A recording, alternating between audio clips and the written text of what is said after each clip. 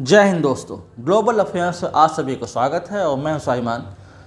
आप सभी को पता है कि इस समय यूक्रेन रशिया वॉर एस्केलेट हो रहा है। रशिया ने ड्रोन्स भेजे यूक्रेन की तरफ, लेकिन कुछ ड्रोन्स, तकरीबन 20 से भी ज़्यादा ड्रोन्स चले गए पोलैंड की टेरिटरी में। पोलैंड एक्टिव हुआ, इसने उन ड्रोन्स को शूट डाउन किया। इसके बाद से तय माना जा रहा था कि ये वॉर एस्केलेट होगा। यूक्रेन रशिया का वॉर अपनी स्केल ऑफ वॉर को बढ़ाएगा, अपना जो इम्पैक्ट एरिया है उसको बढ़ाएगा, और ऐसा ही होता दिख रहा है। पोलैंड एक्टिव हुआ, उसने रिक्वेस्ट किया नाटो से। पोलैंड नाटो कंट्री है। उसके बाद से नाटो एक्टिव हुआ और आर्टिकल 5 इन्वोक किया गया। इसके तहत नाटो ने ऑपरेशन ईस्टर्न सेंट्री लॉन्च किया। क्या है ऑपरेशन ईस्टर्न सेंट्री और क्या इसके ऑब्जेक्टिव्स हैं, इसके इम्पैक्ट क्या है, आइए समझते हैं। ऑपरेशन ईस्टर्न सेंट्री लॉन्च किया नाटो ने immediately after Poland shoot down Russian drones. Operation eastern sentry को लॉन्च करने के पीछे नाटो के कुछ हिडन ऑब्जेक्टिव्स हैं। वो ये, पहले तो ये अपना असर्टिवनेस दिखाना कि हम असर्टिव हैं और हम यूनाइटेड हैं। अपने ईस्टर्न पार्टनर्स को एश्योरेंस भेजना कि आप चिंता न करें, हम आपके साथ खड़े हैं। यहाँ पर जर्मनी फ्रांस तो दूर हैं, लेकिन जो ईस्टर्न यूरोप के देश हैं जो कि बहुत क्लोज़ हैं या जो बॉर्डर शेयर करते हैं रशिया के साथ, उनकी सिक्योरिटी का ख्याल रखना, और साथ ही साथ रशिया को सिग्नल भेजना कि आप वॉर को एस्केलेट ना करें, इसे यूक्रेन रशिया से आगे न ले जाएं, अदरवाइज़ इसके सीरियस रिपरकशन हो सकते हैं। वैसे यदि हम देखें तो नाटो कतई नहीं चाहेगा कि वॉर एस्केलेट हो, अदरवाइज़ बहुत सारे देश इसमें जुड़ेंगे, बहुत सारी फोर्सेस यहाँ पर होंगी, बहुत ज़्यादा कैजुअलिटी होगी। यूक्रेन रशिया वॉर में यूक्रेन और रशिया दोनों ने ही लॉस ऑफ लाइफ्स और प्रॉपर्टी देखी है। उनकी इकॉनमी ध्वस्त हो गई, बर्बाद हो गई, लोग मारे गए। 3 साल ज़्यादा का समय हो चुका है, लेकिन वॉर कंक्लूड नहीं हो सका। टर्की में एक कोशिश की गई कि वॉर रुक जाए, सीज फायर हो जाए, लेकिन वो फेल रहा। इवन यूएस भी इसको नहीं रोक सका, ट्रम्प भी इसको नहीं रोक सके। तो अब नाटो एक्टिव हो गया है। क्या वाकई रशिया ने इसे जो भेजा था ड्रोन्स को, वो गलती से गया था? क्योंकि रशिया ने अपना वर्जन में कहा है कि उसका कोई इंटेंशन नहीं था कि वो पोलिश टेरिटरी में अपने ड्रोन्स को भेजे। ये भूलवश गए हैं। बेलारूस उसका एक एलाय है, उसने भी कहा कि ये नेविगेशनल एरर है, लेकिन ड्रोन्स को आप कहीं से भी कंट्रोल कर सकते हो। उसको कहाँ जाना है, कितने किलोमीटर आगे जाना है, कहाँ रुकना है, कहाँ कैसे रिस्पॉन्ड करना है, आप पहले से ही सेट कर सकते हैं। तो ऐसा नहीं है कि ये अनइंटेंशनली गए हैं या भूलवश गए हैं। हो सकता है रशिया का एक डिलिबरेट अटेम्प्ट हो टू चेक नाटोस रेडीनेस। नाटो, उसके देश कितने ज़्यादा रेडी हैं रशियन एग्रेशन को झेलने के लिए, कितने ज़्यादा रेडी हैं किसी एस्केलेशन को टैकल करने के लिए। ये अटेम्प्ट हो सकता है। अटेम्प्ट हो सकता है एक मैसेज भेजने का यूएस को और नाटो को कि आप हमारे मामलों में बिल्कुल भी दखल न दें।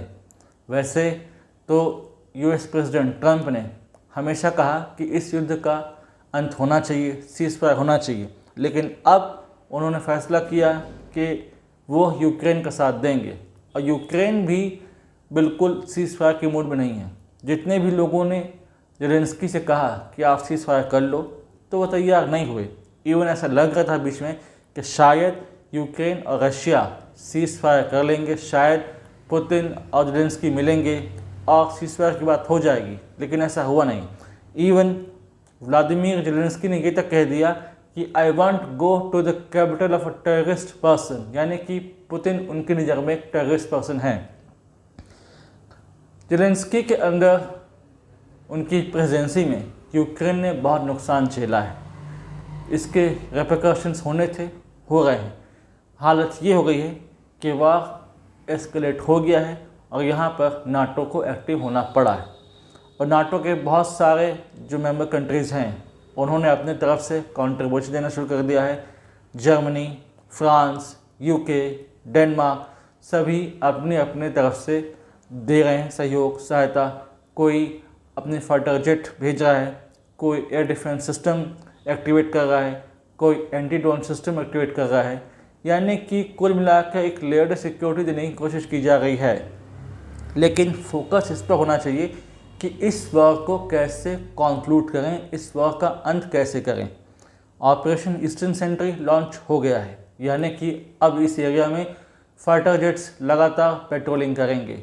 यहाँ पर उनकी मूवमेंट बढ़ेगी रशिया की तरफ, ताकि रशिया की तरफ कोई एग्रेशन हो रहा हो तो उसे चेक किया जा सके। हालांकि नाटो इस बात का ध्यान रखेगा कि बहुत ज़्यादा उत्साह में कोई ऐसा एक्ट ना हो जाए जो वार को फर्दर एस्केलेट कर दे। पोलैंड ने यूएन सिक्योरिटी काउंसिल की मीटिंग बुलाई है, रिक्वेस्ट की है कि यूएन सिक्योरिटी काउंसिल की मीटिंग हो, और जो रशिया है अपने वार रेडीनेस को और ज़्यादा बढ़ा रहा है। और यदि नाटो की तरफ से बहुत ज़्यादा एक्टिविटी देखने को मिली, यहाँ से बहुत ज़्यादा वार के मटेरियल देखने को मिले, वहाँ से बहुत ज़्यादा ऐसा कुछ मैसेज गया कि जो रशिया को लगता है कि इट में escalate the war towards Russia, तो रशिया अपने वार रेडीनेस, उसकी स्केल ऑफ वार को बढ़ा सकता है।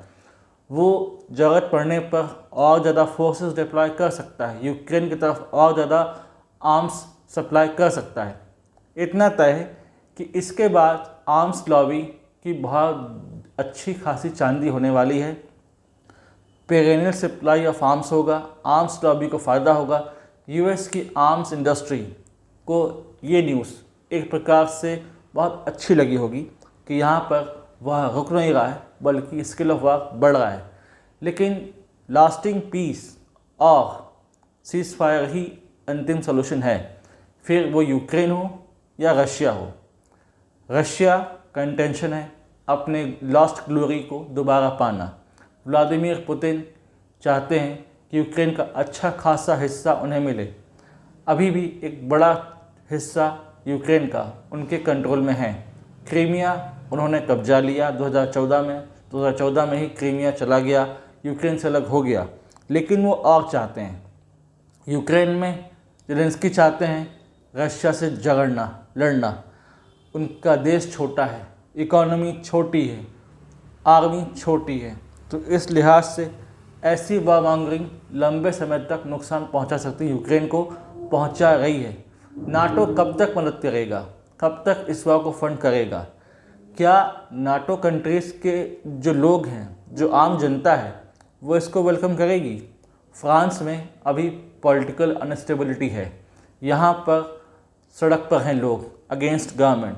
कल को जर्मनी में, डेनमार्क में, पोलैंड में सिमिलर डेमॉन्स्ट्रेशंस हो सकते हैं। यदि लोगों को अच्छा नहीं लगा तो तब क्या करेगा नाटो और नाटो कंट्रीज़, नाटो के मेंबर्स? एक प्रॉपर थॉट की ज़रूरत है यहाँ पर, नाटो को भी, यूक्रेन रशिया को भी, कि वो किस दिशा में जा रहे हैं। पर्सनल ईगो, पर्सनल इंटेंशन, जो इच्छाएं हैं आपकी, वो कहीं बड़े एरिया को युद्ध की चपेट में न ले जाए।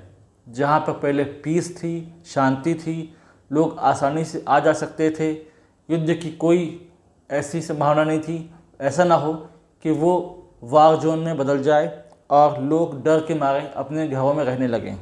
यहाँ पर कॉल नाटो को लेना है, कॉल रशिया को लेना है, यूक्रेन को लेना है कि अपने स्टबर्न को छोड़ें, अपने हट को छोड़ें और कोशिश करें क्रेडिबल सॉल्यूशन की।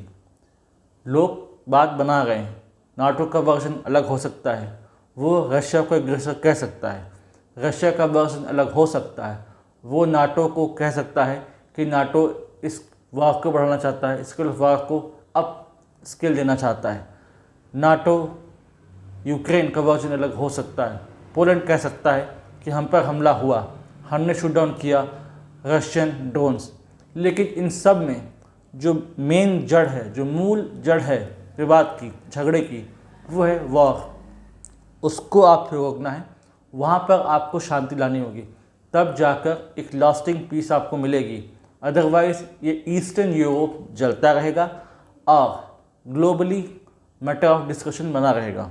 तो यहाँ पर जब तक शांति नहीं आती तब तक हम किसी बड़े फ़ायदे की उम्मीद नहीं कर सकते। अब देखते हैं यहाँ पर लीडर्स, खासकर यूक्रेन के, रशिया के, नाटो लीडर्स क्या सोचते हैं, उनकी क्या सोचना है और वो कैसे यहाँ पर अंत लाते हैं वॉर का, यूक्रेन रशिया कॉन्फ्लिक्ट का। इस संबंध में कुछ अपडेट होता है तो मैं आप लोगों के लिए अपडेटेड वीडियो लेकर आऊँगा, ताकि आप लोग फर्दर इस बारे में एनलाइटन हो सकें, एजुकेट हो सकें। Till then, do like, share, subscribe the channel, widely spread this video for the knowledge of people। यदि आप हमसे जुड़ना चाहते हैं तो आप इंस्टाग्राम, टेलीग्राम के थ्रू जुड़ सकते हैं, लिंक डिस्क्रिप्शन है, आप जाइए, इसे ज्वाइन कीजिए। Thanks for watching. जय हिंद, जय भारत, जय भारती।